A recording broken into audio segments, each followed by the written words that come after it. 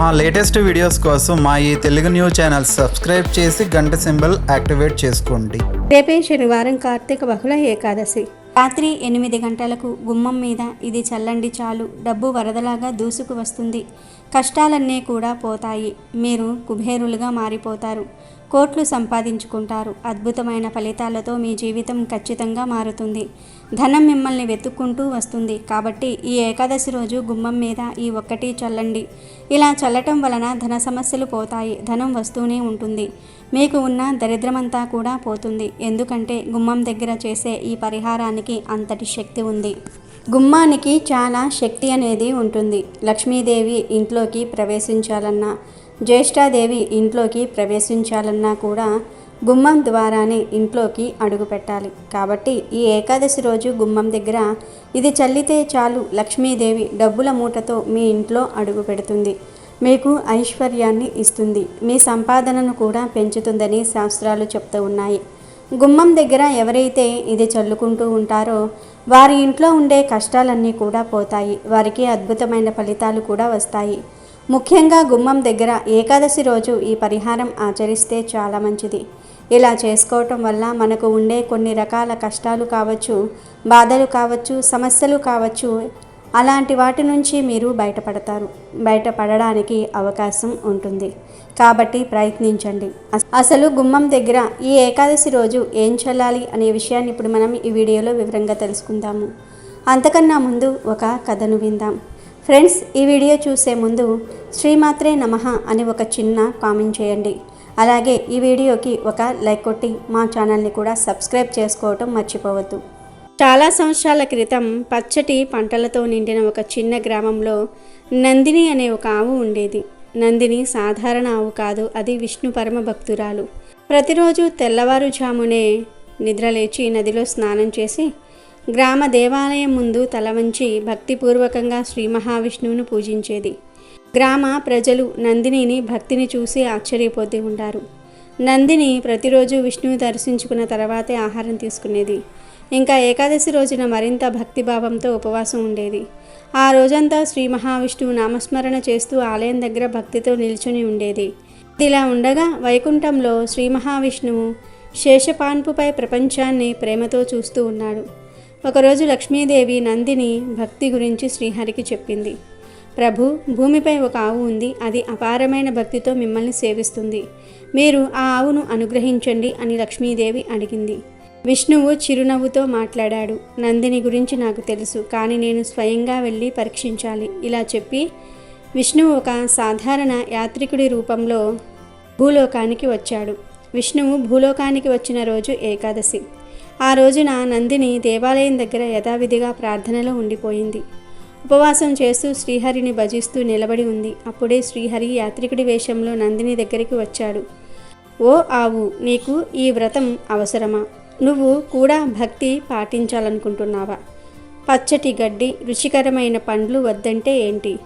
నువ్వు ఇలా ఉపవాసం చేసినంత మాత్రాన ఆ దేవుడు నీకోసం దిగివస్తాడా అని ఆవుతో శ్రీహరి గురించి హేళనగా మాట్లాడతాడు. అప్పుడు నందిని యాత్రికుడి వైపు చూస్తూ, ఓ యాత్రికుడా, నాకు ఈ జన్మను ఇచ్చింది ఆ శ్రీ మహావిష్ణువే. నేను ఆయనకు అంకితమైన భక్తురాలిని. ఈ ఉపవాసం నా కర్తవ్యం అని అంది. దానికి ఆ యాత్రికుడు, అయితే నీ ఆరోగ్యం గురించి ఏమంటావు? ఆకలితో ఎలా ఉండగలుగుతున్నావు అని ప్రశ్నించాడు. నందిని నవ్వింది. నా విశ్వాసమే నా బలం. శ్రీహరి నామస్మరణ చేస్తూ ఉంటే ఆకలి తెలియదు. విష్ణువు మరోసారి పరీక్షించాలనుకున్నాడు. ఇదిగో ఈ పచ్చటి గడ్డి చూడు, కేవలం ఒక ముద్ద తిను, నీ ఉపవాసం భగ్నం కాదు. నందిని తల ఊపింది. ఉపవాసం అంటే కట్టుబాటు. ఒక్కసారి దానిని విరిచినప్పుడు అది అసంపూర్ణమవుతుంది. విష్ణువు ఇంకొక ప్రయత్నం చేశాడు. నేను స్వయంగా విష్ణువు పంపిన వాడినని చెబితే నీవు తినవా? నందిని, నా ప్రభువు నిజంగా పంపిన వాడివైతే ఆయన స్వయంగా చెప్పేవారు. నా హృదయం చెప్తున్నది ఈ ఉపవాసాన్ని కొనసాగించమని. ఈ మాటలు విన్న వెంటనే విష్ణువు తన నిజ రూపాన్ని ప్రదర్శించాడు. కాంతివంతమైన ప్రకాశంతో తన 4 చేతులతో శంఖము, చక్రము, గద, పద్మం పట్టుకొని దర్శనమిచ్చాడు. ఆయన స్వర్ణ కిరీటంతో పరమ శోభితుడై నందినిని చూసి మురిసిపోయాడు. నందిని, అన్నాడు విష్ణువు, నీ విశ్వాసం నిలకడగలది. నేను చాలా సంతోషించాను. నీకు ఒక వరం ఇస్తున్నాను, కోరుకో అన్నాడు విష్ణువు. గ్రామస్తులు ఇది చూసి భక్తితో తలవంచారు. నందిని ఆనంద బాష్పాలతో విష్ణువుకు నమస్కరించింది. ప్రభు, నాకు ఎటువంటి కోరిక లేదు, కానీ నా గ్రామానికి శుభం కలిగించండి, ప్రజలందరూ సుఖంగా ఉండాలి అని నందిని కోరుకున్నది. విష్ణువు చిరునవ్వు చిందించాడు. నీ త్యాగం నాకు మరింత సంతోషం కలిగించింది.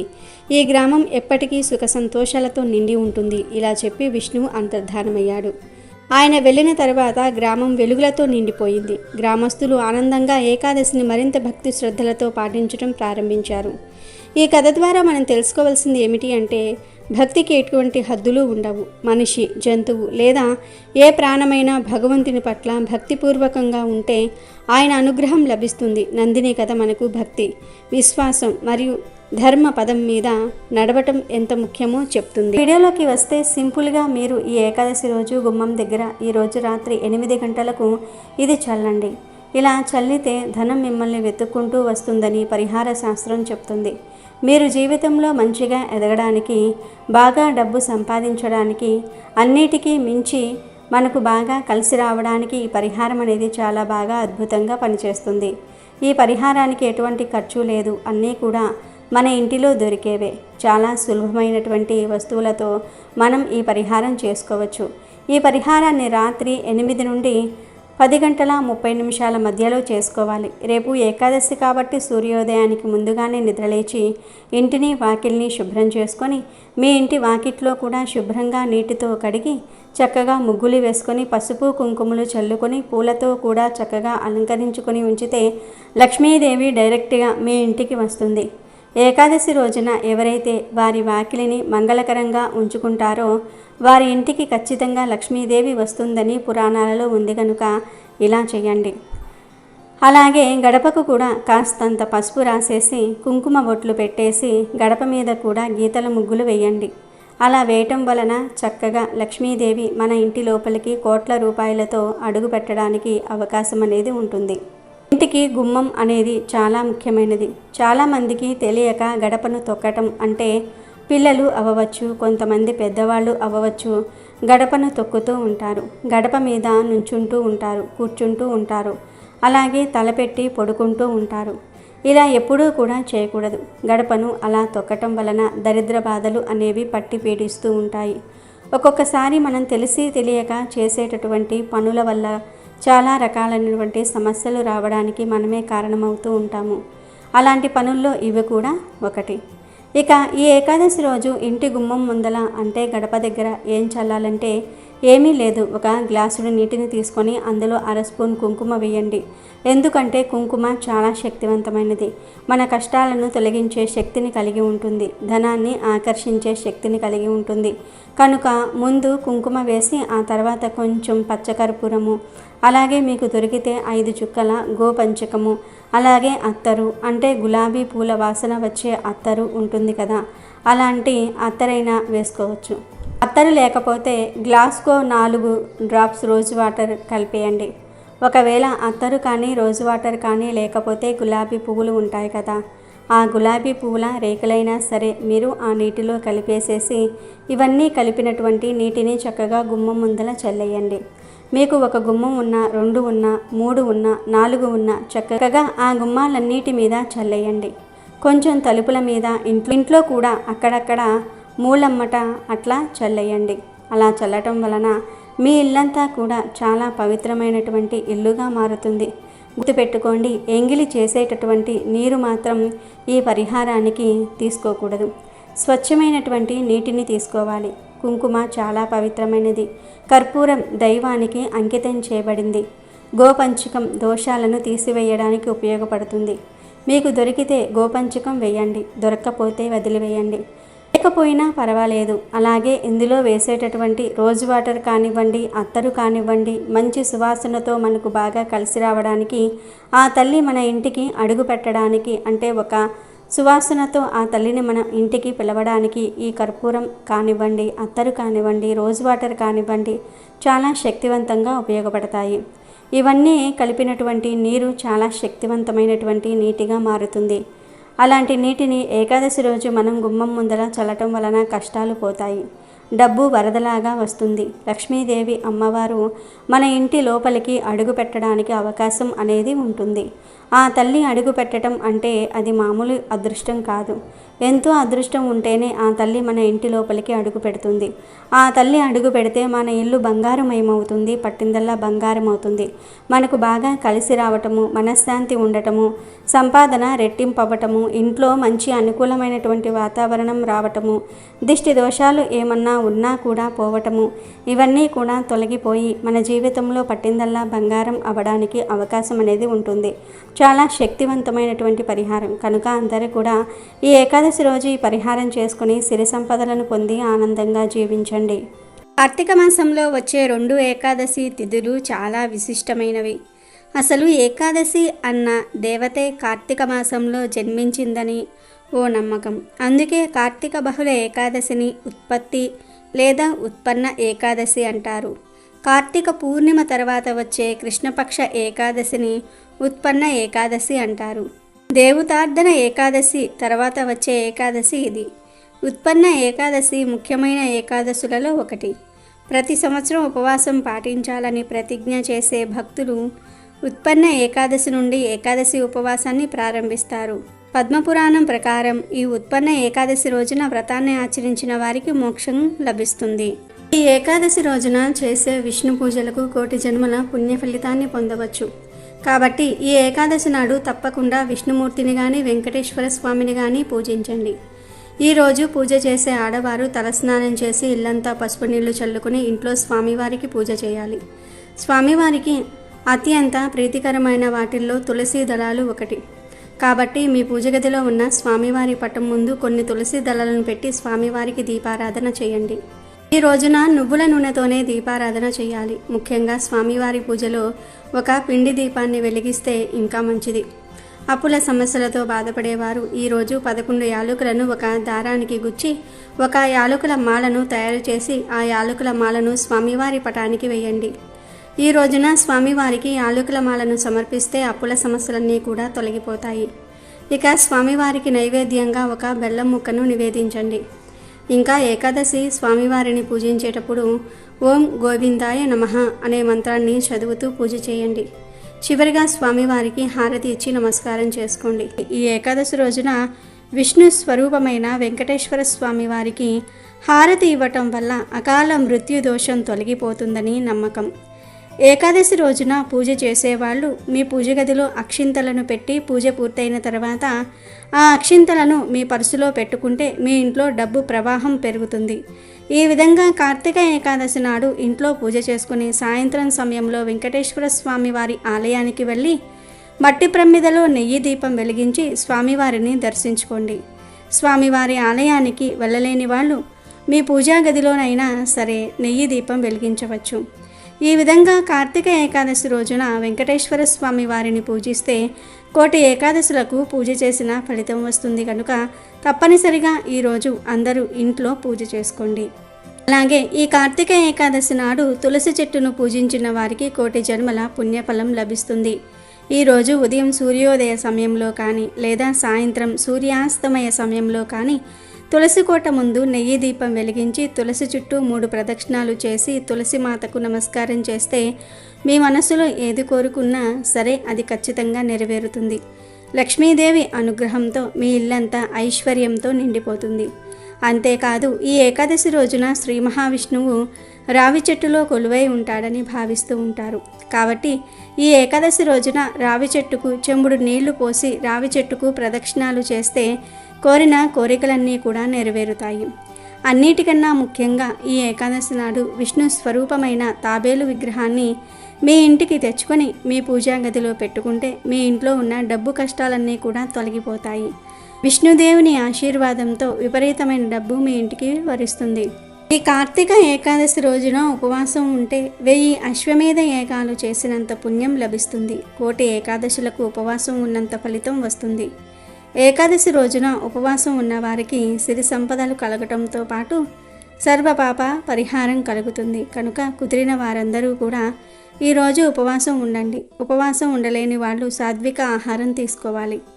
అంటే పండ్లను కానీ ఉప్పు, కారము, నూనె వంటివి తగ్గించి వండిన ఆహారం కానీ తీసుకోండి. ఉల్లిపాయ మరియు వెల్లుల్లికి వీలైనంత వరకు దూరంగా ఉండాలి. ఈ పవిత్రమైన ఏకాదశి నాడు ఒక చిన్న దానం చేసిన జన్మ జన్మల పుణ్యం కలుగుతుంది. కనుక ఈ పవిత్ర ఏకాదశి రోజున బియ్యం, గోధుమలు అలాగే బెల్లం దానం చేస్తే మీ ఇంట్లో ధనధాన్యాలకు లోటు ఉండదని, సుఖ సంతోషాలకు లోటు ఉండదని పెద్దలు చెప్తూ ఉన్నారు. అలాగే ఈ ఏకాదశి నాడు విష్ణుమూర్తి ఆలయాన్ని దర్శిస్తే కోటి రెట్ల పుణ్యం లభిస్తుందని బ్రహ్మదేవుడు నారద మహర్షికి తెలిపాడు. కనుక తప్పనిసరిగా ఈరోజు దగ్గరలో ఉన్న విష్ణు ఆలయానికి వెళ్ళండి. ఈ ఏకాదశి రోజున స్త్రీలు కంటతడి పెట్టకూడదు. స్త్రీలు కంటతడి పెట్టిన ఇంట్లో లక్ష్మీదేవి అస్సలు ఉండదు. అలాగే ఈరోజు ఎవ్వరికీ అప్పు ఇవ్వవద్దు, అప్పు తీసుకోవద్దు. ఇలా చేయటం వల్ల మీ కుటుంబానికి అనారోగ్య సమస్యలు ఏర్పడతాయి. కనుక ఈ తప్పు పనులు చేయకుండా జాగ్రత్తగా ఉండండి. అలాగే ఈ రోజున చేసే గోసేవకు జన్మ జన్మల అదృష్టం కలుగుతుంది. కాబట్టి ఈరోజు మీ దగ్గరలో ఉన్న గోశాలకు వెళ్ళి గోమాతకు పచ్చిగడ్డిని ఆహారంగా తినిపించండి. అలాగే అరటి పండ్లను కూడా తినిపించండి. ఇలా ఏకాదశి రోజున గోమాతకు ఆహారం తినిపిస్తే మీ కుటుంబం మొత్తానికి సకల ఐశ్వర్యాలు వరిస్తాయి. ఇక ఎంతో పవిత్రమైన ఈ ఏకాదశి రోజు ఇంట్లోని ఆడవారు దొండకాయ కూరను వండాలి. ఎందుకంటే ఈరోజు అందరూ దొండకాయ కూరను తింటే చాలా మంచిది. ఈరోజు దొండకాయ కూరను తింటే లక్ష్మీ నారాయణుల అనుగ్రహం కలుగుతుంది. దొండకాయతో పాటు ఈరోజు ఉలవలతో చేసిన కూరను తిన్నా కూడా కోటి జన్మల పుణ్యం వస్తుంది. ఉలవలతో చేసే కూరలంటే ఉలవచారు, ఉలవ పప్పు, ఉలవల కూర, ఇలా ఉలవలతో ఏదో ఒక కూర వండుకొని తినండి. కనుక ఈ ఏకాదశి రోజు అందరూ దొండకాయ కూరను కానీ ఉలవల కూరను కానీ తప్పనిసరిగా తినండి. దొండకాయను కూర వండుకొని తినవచ్చు, లేదా పచ్చడి చేసుకొని తినవచ్చు, లేదా దొండకాయ ఫ్రై చేసుకోవచ్చు, లేదా దొండకాయను పప్పులో వేసి కూర వండుకోవచ్చు, లేదా దొండకాయ 65 చేసుకోవచ్చు. ఇలా ఈరోజు ఏ రూపంలో దొండకాయను తిన్నా అష్ట ఐశ్వర్యాలు సిద్ధిస్తాయి. కోటి జన్మల పుణ్యంతో మీరు కోటీశ్వర్లుగా మారే అవకాశాలు వస్తాయి. లేదంటే ఈరోజు ఉలవలతో ఏదో ఒకటి వండుకొని తిన్నా కూడా లక్ష్మీ నారాయణుల అనుగ్రహం కలుగుతుంది. దరిద్రాలన్నీ కూడా పోతాయి. ఎందుకంటే ఉలవలు చాలా బలాన్ని ఇస్తాయి. ఈ ఏకాదశి రోజు ఉలవలతో చేసిన కూర తినాలని శాస్త్రాలు చెప్తూ ఉన్నాయి. కనుక ఈరోజు ఆడవారు గుర్తుపెట్టుకొని దొండకాయ కూరను కానీ ఉలవల కూరను కానీ వండండి. అందరూ ఈ కూరలను తినండి. అలా తినటం వలన విష్ణుమూర్తి అనుగ్రహం, లక్ష్మీదేవి అనుగ్రహం కలిగి మీకు ఉన్న కష్టాలన్నీ కూడా పోతాయి. దరిద్రాలన్నీ కూడా పోతాయి. వద్దన్న ధనం వస్తుంది. ధన సమస్యలన్నీ పోతాయి. కోటి జన్మల మహాపుణ్యం వస్తుంది. కనుక అందరూ ఈరోజు ఈ కూరలను వండండి, తినండి. మీకన్నీ శుభాలే జరుగుతాయి. ఇక ఈ ఏకాదశి రోజు పొరపాటున కూడా నాన్ వెజ్ తినకూడదు. అంటే గుడ్డు, చికెను, మటన్, రొయ్యలు, పీతలు, నత్తలు, చేపలు ఇలాంటివి ఏమీ కూడా తినకూడదు. గుడ్డును చాలామంది నాన్ వెజ్ కాదనుకొని తినేస్తూ ఉంటారు. కానీ గుడ్డు కూడా నీచే. ఏకాదశి రోజు గుడ్డు కూడా తినకూడదు. కనుక ఈరోజు ఇంట్లో మాంసాహారం వండవద్దు, తినవద్దు. ఇంట్లో అనే కాదు, మీరు బయట కూడా నాన్ వెజ్ తినకూడదు. అంటే రెస్టారెంట్స్లో, బజార్లో, నూడిల్స్ బళ్ళ దగ్గర, బిర్యానీ షాపుల దగ్గర, బజ్జీ బళ్ళ దగ్గర ఎక్కడా కూడా నాన్ వెజ్ తినకూడదు. కేవలం కూరల రూపంలోనే కాదు, ఏ రూపంలోనూ కూడా నాన్ వెజ్ను తినకూడదు. అంటే నూడిల్స్, మంచూరియా, బిర్యానీ, బర్గర్లు, పిజ్జాలు, egg puff, chicken puff, chicken lollipop, chicken joints, chicken wings, chicken pakodi, ఇలా ఏ రూపంలోనూ కూడా నాన్ వెజ్ను తినకూడదు. చివరికి కేకును కూడా ఈరోజు ముట్టుకోవద్దు. ఎందుకంటే కేకులో గుడ్డు కలుస్తుంది. అది కూడా నీచే కనుక తినకూడదు. ఇలా ఈ ఏకాదశి రోజు ఏ రూపంలోనూ కూడా నాన్ వెజ్ తినకుండా జాగ్రత్తగా ఉండండి. కాదని ఈరోజు నాన్ వెజ్ తింటే దేవతల ఆగ్రహానికి గురి అవుతారు. ఇక మీరు ఎన్ని పూజలు చేసినా ఫలితం రాదు. దరిద్రాన్ని అనుభవిస్తారు. కనుక అందరూ కూడా ఈరోజు ఈ ఆహార నియమాలను పాటించండి. వీడియో నచ్చితే లైక్ చేయండి, షేర్ చేయండి, బట్ సబ్స్క్రైబ్ చేసుకోవడం మర్చిపోవద్దు.